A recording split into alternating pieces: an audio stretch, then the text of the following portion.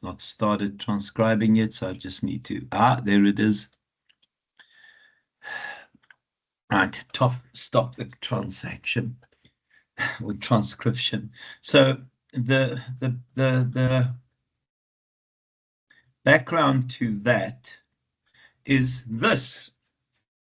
So when you see that man's picture, what are some of the words that come to mind?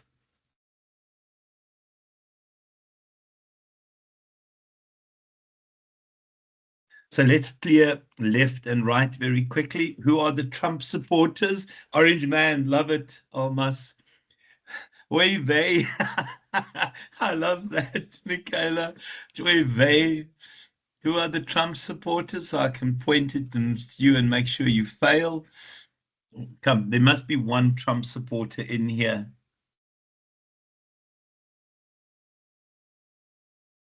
So three people, four people. Orange, you're fired, Tariq. Oh, Cindy is a Trump supporter. Good luck at passing the exam, Cindy. Why are you a Trump supporter?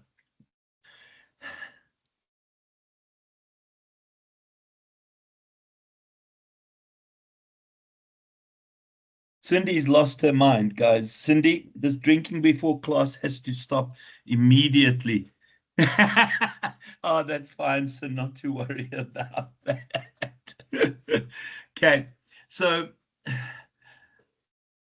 that person conjures up a lot of different views. Now, this came out today, and I thought it would be an appropriate way of starting the discussion on Trump as a leader. So, obviously, who here is Afrikaans? Wie is almal Afrikaans? Hierso Cindy, jy is Afrikaans, né? Bianx is Cindy English. Oh gosh. Okay, Cindy, you are really annoying me now. You've drunk yourself English. Okay, anyone else Afrikaans? 25% extra Bianx. Just because you're Afrikaans. Gliane, also 25% extra. The rest of you are dead to me. Okay, the rest of you can go so that the Afrikaners can stay behind. Because we're going to an American future, guys. We're going to America as refugees because I feel threatened. Yeah, I'm not a farmer, but I'm on the way to the great land of America. Who's coming with me? You're an Amerikaner, Benjamin. Oh, genuttig. Yes. Neither do I. I definitely don't want to go to America. I don't think I would like to live there. I was briefly, I was locked out of Twitter for making comments about Trump, which is my claim to fame. They've allowed me back into Twitter again. Can you believe it? After many months. I can't stand the individual. And then other bits and pieces as well, guys. Ja, status vir wit Afrikaners. Man, daai mense lyk net soos ek. So I'm on my way. Elon is working overtime. I think when we think of leadership, the kind of words that spring to mind is the idea of eye of the beholder. There are people in America and these people here, I would imagine, and I'm not going to debate on whether they have the right or not to go. I think, people have different perceptions of the reality of the world. We know that farm murders are high. But for me, this is a perception thing. I wouldn't go to America. It's as simple as that. But when we think of that individual, there is in the history, in terms of modern history, not been anyone more divisive than that. And if you like Trump, you love Trump. The idiot can do no wrong. I mean, it's as simple as that. And for these people, he is the future. He is a savior. He is their hope for a better future. Whether that's true or not, it doesn't matter. That's their perception. It's not my perception. And when we think of leaders, the magic thing is eye of the beholder. because it doesn't matter if you are in a leadership position whether everyone will consider you a leader. Give me examples of people in leadership positions that you would not follow yourself. For me, Trump is the main one. I don't like the individual. I don't consider him a good leader. Anyone here, a leader in a leader position that you can't imagine working for, that you couldn't follow in terms of our definition that will happen soon? Absolutely. I mean, that is that individual. Now, again, I'm being recorded, so I have to choose my words. But now I can't say it, can I? No, I can't say it. I think he looks like an overweight vegetarian, but that's not the actual answer that I normally give. But I'm being recorded. Yeah, Kim Jong-un. Yeah, so he looks like an overweight. I can't say it. I'm just going to say vegetarian guy. Putin as well. I mean, that is evil personified. Hey, that is absolutely evil personified. And so is Kim Jong-un. Any other leaders that you can't follow? And I'm going to ask a strange question because this applies to me, and it's going to sound strange, but I've been with Varsity College since 1998 and then on a more permanent basis since 2000. So I was working part-time in the business school. In my, golly, how many years have I worked now? I would imagine 40 years of working. It took 30 years before I finally worked for somebody who I considered a leader. Let me say that again. In my 43 years of working, or 40 years of working, I had worked for 30 years before I met anyone. No, I'm not a lawyer, boy. Otherwise, I would have given the real thing before I met anyone who was a proper leader. I'm not a lawyer, boy, but I've got a bit of a legal background. My master's is in labor law, but I'm definitely not an attorney. It took me 30 years to find somebody in a leadership position that I respected. Comments about that. Who works with somebody they consider a leader? I'm not going to ask yourself as your own opinion of a leader, but works for somebody who they consider a leader. Who works for people that even though they're in management positions, they are not leaders? Okay, the song very nice. Okay, Justine, not Almas. Yeah, that's fair. Remember what happens here. I think when you finally work for somebody who you consider a leader, it is a refreshing moment. It took me 30 odd years before I had that kind of emotion. Oh, fantastic, Yuko. That is also great news.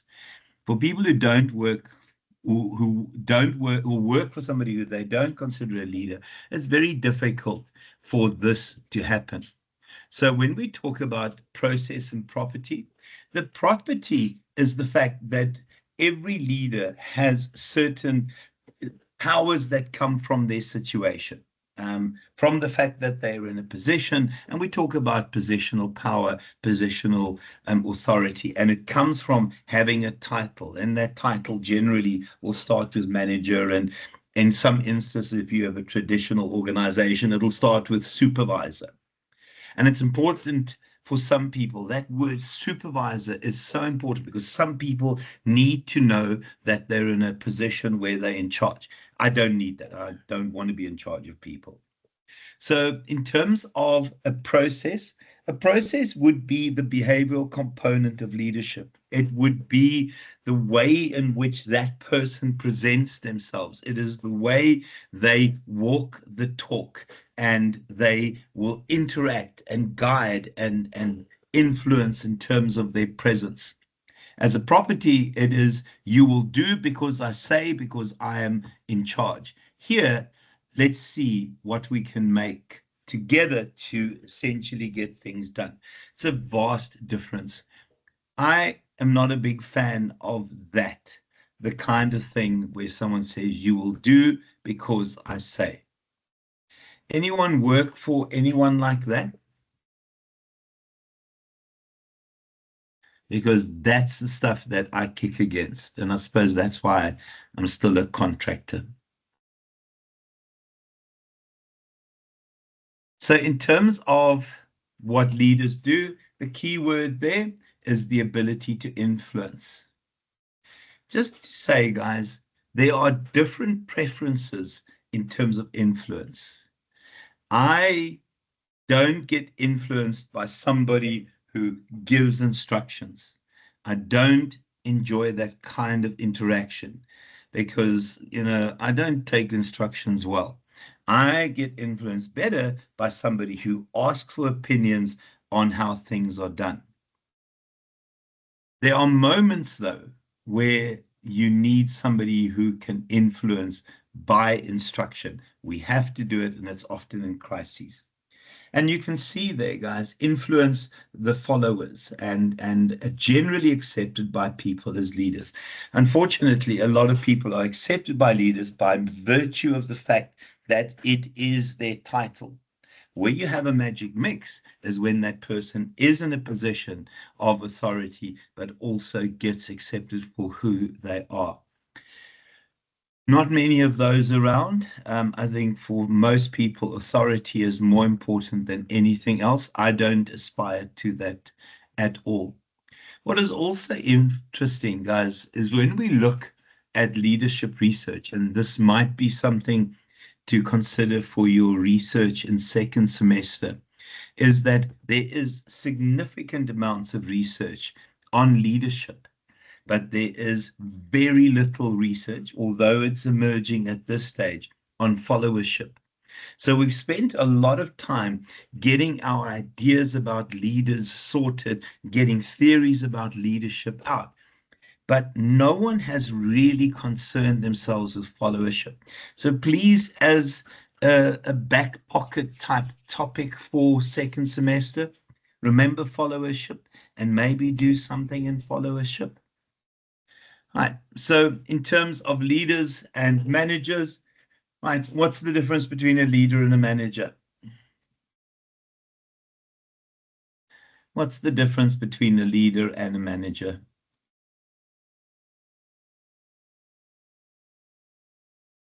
What is the difference between a leader and a manager? Someone tell me.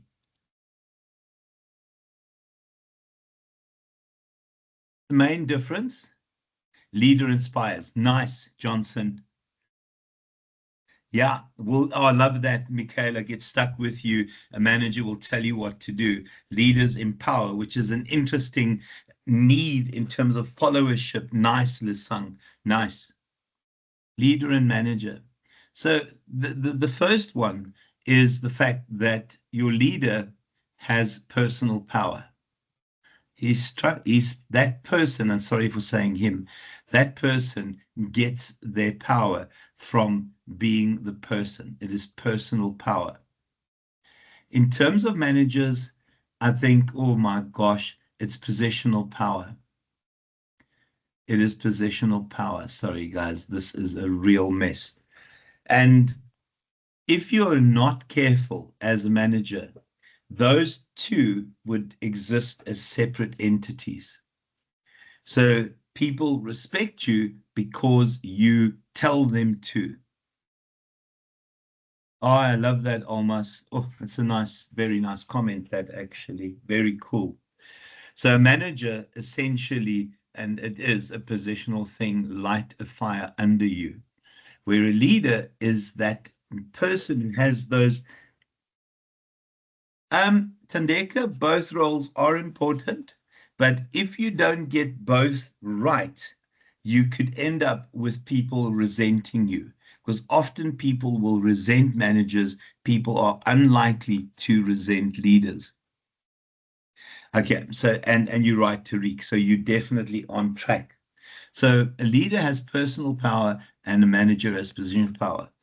The key thing, though, in modern organizations is that we put a plus sign between that people in positions of authority also have significant leadership qualities.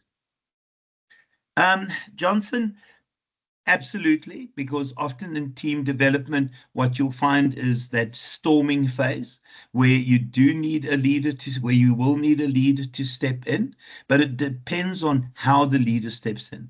If a leader steps in or a manager steps in, the manager is likely to go sort it out, or I will sort it out for you. A leader would be, let's find consensus in terms of moving forward. And that's the difference. So for me, a manager, if there is a decision to be taken, the manager will take a good decision because he knows the steps in the decision-making process. He knows how to apply the decision. And people will look at it and will say, great decision based on the actual theory of decision-making. A leader is the person who will communicate that decision and people will accept it. So we need a combination of those, because if you too much that, people will start getting annoyed at you. In terms of team formation, it requires different leader behaviors. I don't know if that made sense, guys. So, yeah, a manager, a leader, both or neither. Yeah, so for me, managers are the theory component of what we do. They're the mechanics of what we do. And as someone said earlier, the manager is the kind of person that will put the mechanisms in place in order to give life to the leader's vision. So leaders drive change, they drive vision. Um, Johnson, yeah, but it depends on how you approach decision making. I think why people don't buy into decisions sometimes is because they have good ideas and those ideas might be better, but the manager ends up taking the decision. So we've got to be very careful to understand that it requires a combination of both behaviors. But yeah, and I think people are often dissatisfied is because they don't believe they've been listened to. But you're right, Boyle. But I like the idea of I used to say 95%, because I don't know if it's still 95. I think 95% of people in organizations want to make a difference, want to add value, but expect that they will be listened to, that they will be empowered. I saw that term used earlier as well. 5% of people are there because they have a job. They don't have ambition, they don't want to contribute, etc. I mean, it's an interesting aside of just dealing with a student whose supervisor has no enthusiasm for supervising. And I'm thinking, why then take the job of supervisor? And for me, that kind of enthusiasm is important because people expect that. And I think sometimes people take jobs because it's money, and it's all they want is money. To also just say, I think organizations need a combination of the two. I was going to say something else and my mind has gone elsewhere. Okay, and leaders about change, and then management put the mechanics in place for the actual change to materialize into something that works. Right, so there are a couple of things in terms of how those are related. So it says distinctions, but keep remembering somewhere here over the middle, we will have a plus sign that leaders have to be managers, and it also works the other way around. Okay. So the first one, vision. Here, communicating the vision, making sure that everyone's on the same page. Here, understanding people, creating an environment where people feel empowered, where people feel that they are appreciated, and it's about change. You can see here, this is about the mechanics of getting things done in an organization. This is about the mechanics in an organization.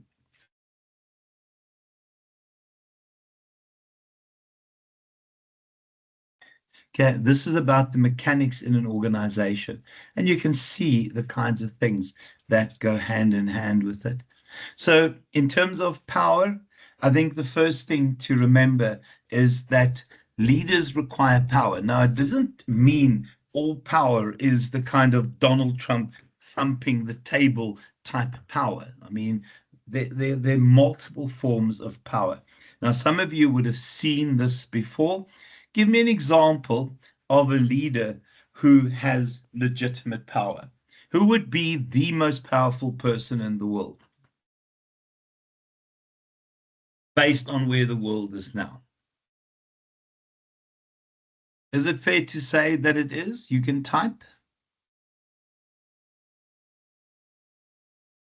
Elon Musk, yeah, fairly powerful. I think Donald Trump would be the most powerful person based on being in charge of the most powerful nation. Xi Jinping, the Chinese guy, has a lot of legitimate power. And I think in terms of this, yeah, a little bit of a battle that took place between America and China around tariffs, I think America realized that China is not scared of them anymore. Reward power often will go to those, yeah, the Chinese dude. I'm not going to try and spell that and repronounce it, Lisang. Reward power is the ability to withhold or give rewards. So often managers are in a position that they can decide on merit increases, bonuses, etc. So the moment you have that kind of thing, you can guide people's behavior in terms of highlighting expectations. I can't think of many people, but I always think of, again, my apologies for using Donald Trump as the apprentice. If you won The Apprentice, he had significant reward power because saying you're fired means you have no chance of getting the kind of riches that you would have had working for the Trump organization. Leaders who love that, who threaten, who bully, and again, Trump is in there. Other leaders that would fit with that?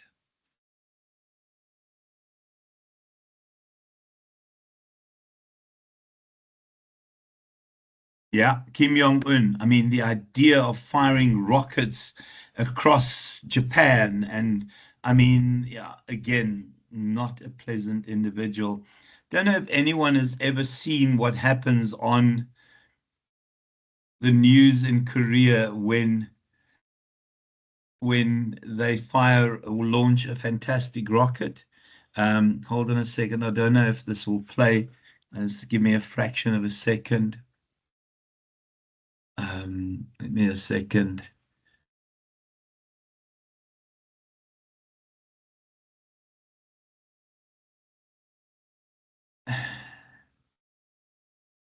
Okay, this is my favorite, and you can search for it as well. Hold on. Now, this is what is expected. Yeah, absolutely, Boya. Michaela, sorry, not Boya. What am I saying? You'll love this. Is it unmuted? Watch how this woman talks about a hydrogen bomb test.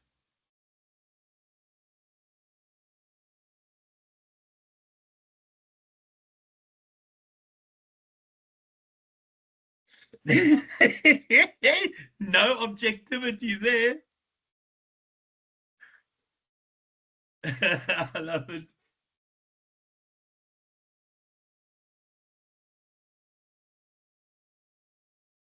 Oh, I love her.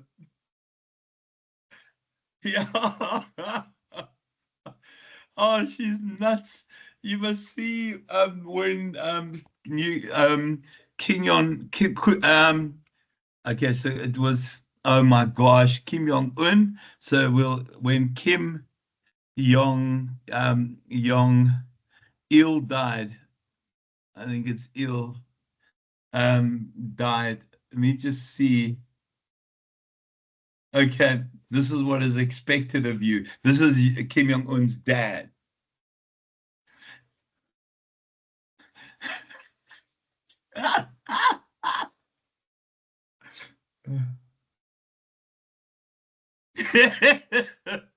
Sorry, but that's what coercive power will get you. She doesn't behave like that. Okay, I think she believes all of that. She says she'll end up in a work camp. Remember, in the 2010 World Cup, because North Korea didn't make it to the quarterfinals, most of the team were sent to work on salt mines because they offended an entire nation. Coercive power. We see a lot of that. Okay. I'll come back to that slide. Referent power is about charisma. It's about being charismatic. For me, when I think charismatic, I definitely think of someone like Barack Obama, who I think has been the best leader of post 2000. You don't have to agree with me. Remember, leadership is eye of the beholder. Other charismatic leaders? If you Zulu, who is the charismatic leader then? If you Zulu, who is the charismatic leader? Do we have anyone who's Zulu? Mokwena, you there? Who else is here? I'm trying to find Zulu surnames. Come on, guys. Jacob Zuma. He is incredibly charismatic. I can't stand the individual. I mean, I cannot stand him. Anyone here that is Zulu? Lebogang Lesabane is definitely not half Zulu. Okay. Which half? The top or the bottom half? Tandeka? The top or the... I'm half Zulu. The top part or the bottom part, you don't know. Okay, just ignore it. I'm being an idiot. Oh, my word, shame, Tandeka. Mourinho is definitely very charismatic. Very, very charismatic. Oh, I love that. Tendex. Right. And then just to say expert power. Sorry, I'm going to get fired after this. And then expert power. People who are in leadership positions because of their unique competencies, their unique skills, their unique talent. Give me an example of expert power leaders.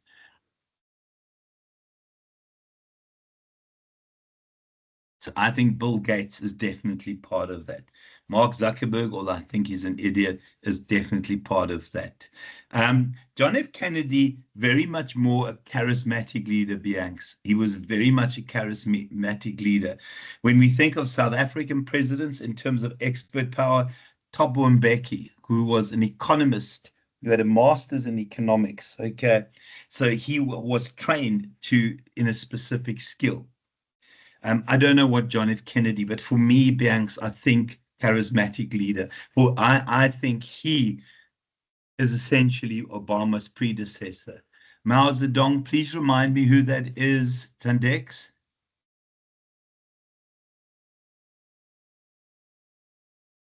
Remember, Elon Musk, guys, is not a buffoon, although he behaves like a buffoon. But he is not an idiot. I think he definitely fits into that. So if we were to look at Varsity College, Martin Luther King is charismatic as heck, Tariq. He was a charismatic man. I mean, that I have a dream speech, just as pure charisma. Yeah, he does almost. I think he's lost his mind. I don't know what happened to that individual. At Varsity College, this would be the principal. Absolutely, Almas. Mandela was charismatic as heck, very, very charismatic. Reward power, it would be the people who organize our salaries, I suppose, also managers. Coercive power, anyone who with the coercive power, any of your lecturers bullies other than me?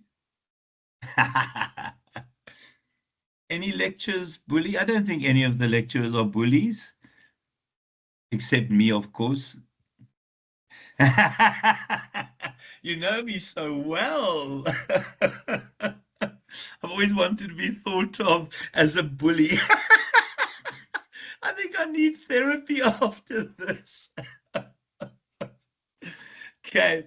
Charismatic leaders. Hopefully your lecturers are quite charismatic. And I would bloody well hope that every one of your lecturers has expert power. I love being a bully, Bianx. I get things done though. Let's be honest. And I think what makes me a bully is my voice messages. Especially when I'm having a wobble over something. My voice messages are epic. During the lockdown, I had a group. Oh, honestly, I don't control MSRs, to be honest. Michaela, I want you guys to do well because I take a lot of joy out of it. I couldn't give two hoots about MSRs, but I shouldn't say that on a recording. That's module success rates to the other people. During the 2020 lockdown, I had a group of law students, BCom law students, and they were irritating and but really nice kids, but naughty and used to irk me and chirp me. And then one day, because I would lose it with them and I would scream at them nonstop. And then they did a compilation type recording of me screaming at them and then sent it back to me. I sounded deranged. I've never, ever, ever think I've sounded deranged with you guys. I used to lose my mind with them so much. Okay. Guys, so in terms of the idea is when you get an instruction essentially, or I love the request. It's not a request, it's an instruction. That's when you have legitimate power. In terms of the second one, I think often when we have instrumental compliance, so the consequences of doing the right thing will result in reward, that's instrumental power. Coercion is punishment. So it's threats of disciplinary action, it's threats of dismissal. I hate, again, those are the kinds of things. And I suppose having a master's degree in labor law definitely has helped me ignore those kinds of things, or people wouldn't say it to me. Rational persuasion is often getting people to understand that we work in this organization for the mutual benefit of yourself and the organization. So a lot of organizations attempt to create a situation that employees who are there will believe if the organization is successful, I am successful. The organization is successful, every employee will believe they are successful. So the role of a modern leader is to try and create that link between individual and organizational success. In the ideal world, that is what happens.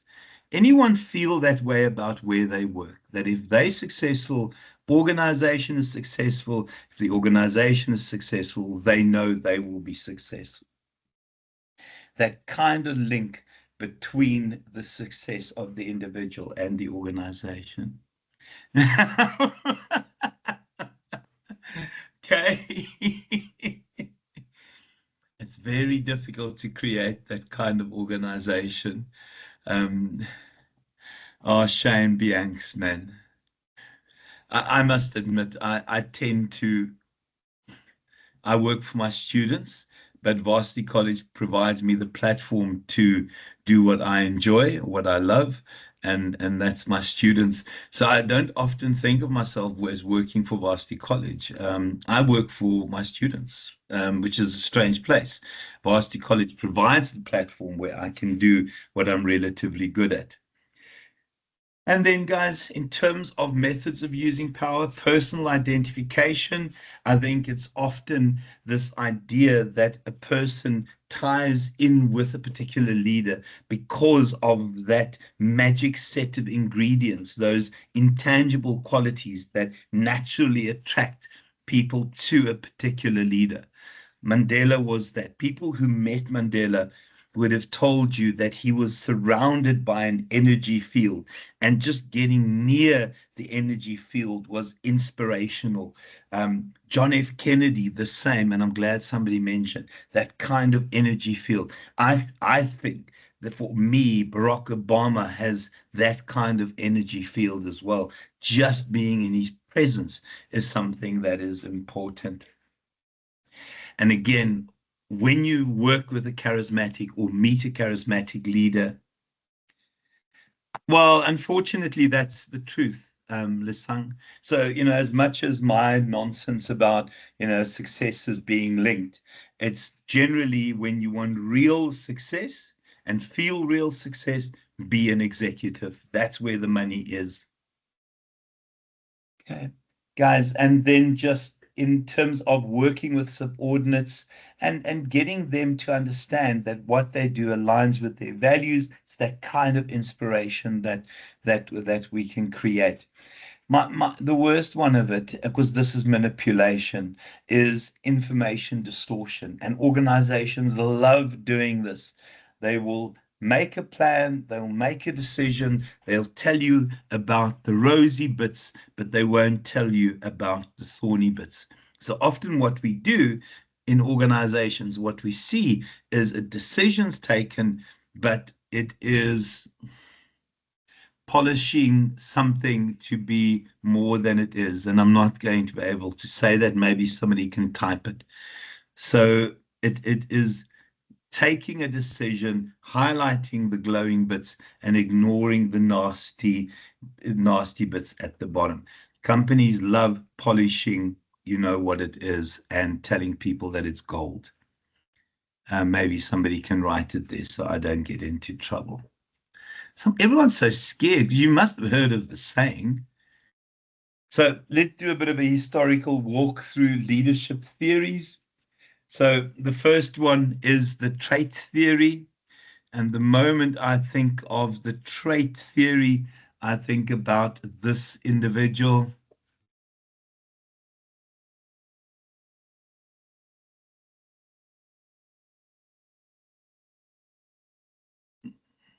Anyone know who this wonderful creature is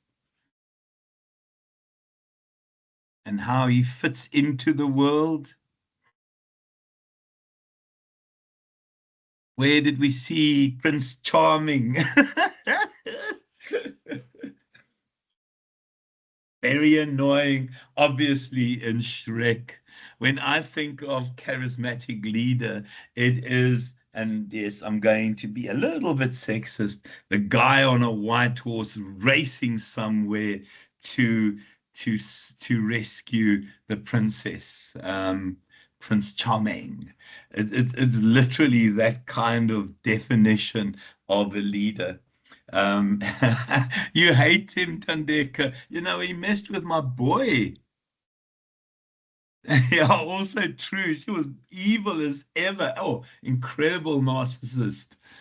Okay. So leadership traits, those are characteristics that attract leaders. And if we had to do a questionnaire or a survey on traits, people would tell you, somebody who speaks well, looks good, smells good, but there's no evidence. And in fact, we find leaders in history that contradict the leadership traits approach. So, we would imagine the tall, good-looking person, and in this instance, it was a guy because it's so long ago. Give me examples of leaders who didn't match that what we would consider Prince Charming set of traits. World leaders, past leaders, historical leaders.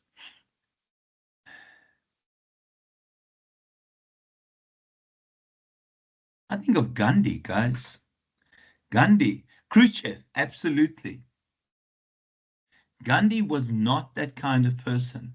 If we go back to the Nat days, somebody who was that kind of person was Pik Botha, incredibly charismatic, and it's a bit before your time, so I won't go down that route. But Gandhi, as a world leader, he didn't fit that kind of what the ideal traits would be, and he is a very powerful leader. Gandhi Hospital, but everyone remembers this wonderful human being, Gandhi. Okay. Anyone consider him to be a great leader in the history of mankind? Because a lot of people will tell you he was weak because of the way he approached dealing with the English. And yeah, I can cheat a bit by going there.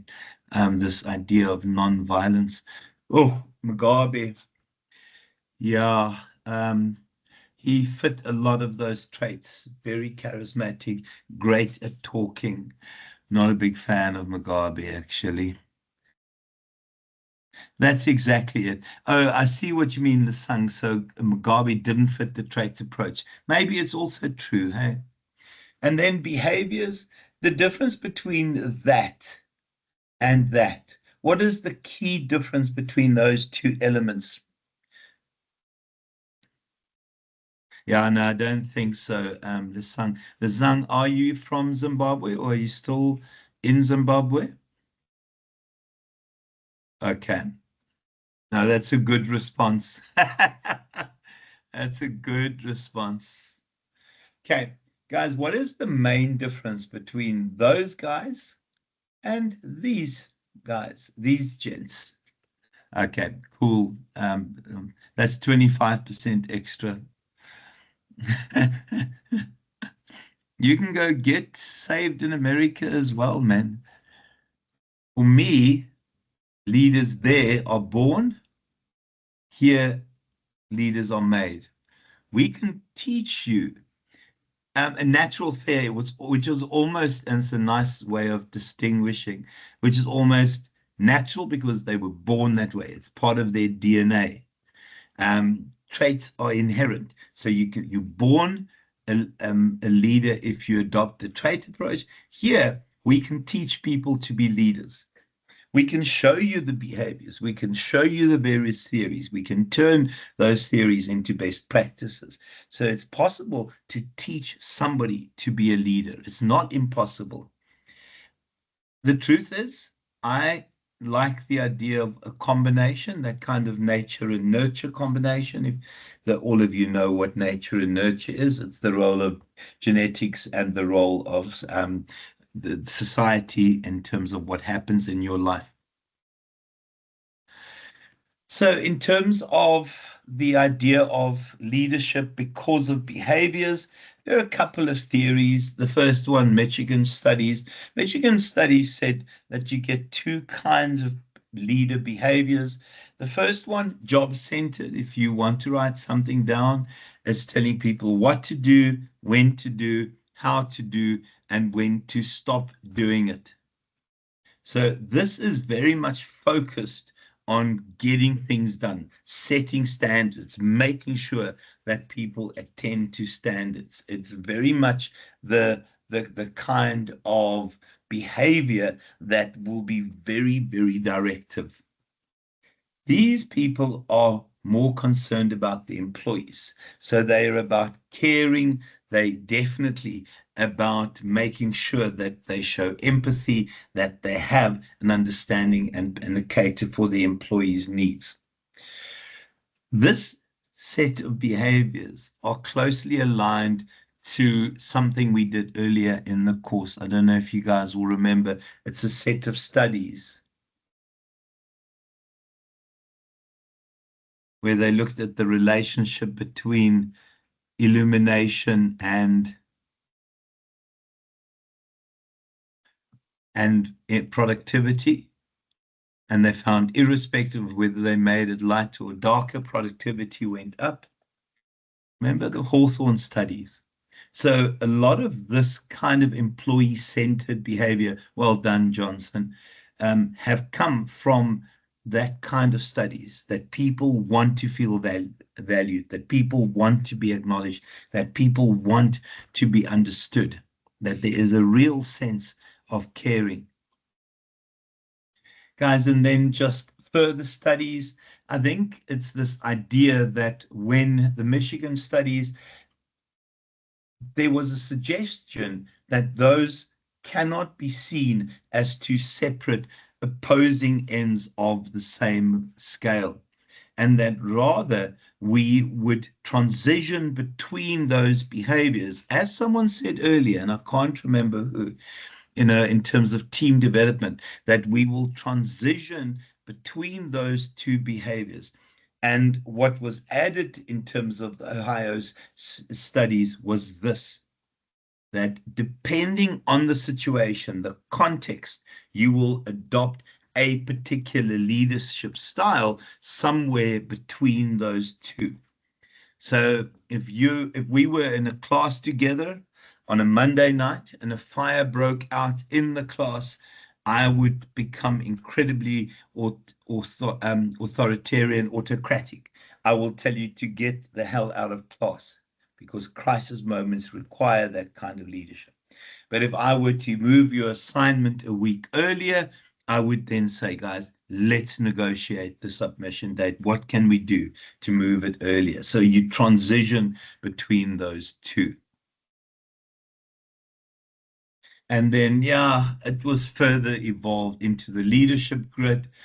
Here, your task behavior, your people behavior, concern for job, concern for people. And it gave us this one. And I'm not the biggest fan of this, but it started showing the need to evolve in terms of your leadership behaviors. What they, however, said is depending on these circumstances, you would achieve certain outcomes. So impoverished management is where it's very much laissez-faire. It's a person that steps away and lets people get on with it. When would it be appropriate to adopt an impoverished management approach? When would it be appropriate to do that? When would it be appropriate?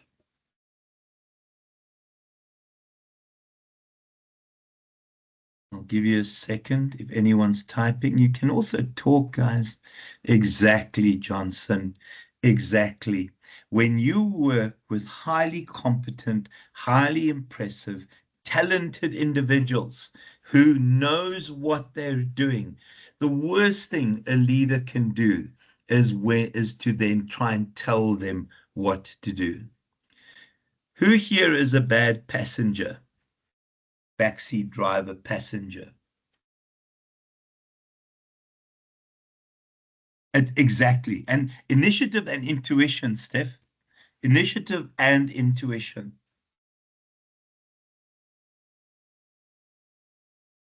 I think the worst thing is a backseat driver when there's a competent person driving, giving instructions. To me, that is what a manager, when they work with highly effective people, is. It's a backseat driver telling people to do things, even though those people are highly competent. Authority compliance. Here it is high in terms of production, so high in job behaviors, and low in terms of relationships or people behaviors. I think, again, it's pushing often for production lines when you need to get out. Again, people will resent that kind of do as I say approach. Okay. In terms of concern for people and low in production, they refer to it as country club management, where you go there because, well, it allows you to get away from the wife. And no one's going to expect that I would do too much today. And then team management, where we have a high in terms of employee and production behavior. And then middle of the road, essentially, and you can see here, trying to balance the kind of transitioning between task as well as as relationship behavior. Can I just ask, is anyone's natural leadership style that? Be honest. Is anyone an autocrat?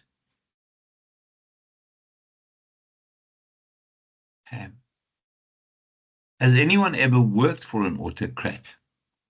When your sons were little, are they now in charge? So, Cindy, okay. Yeah, often kids need to be shown.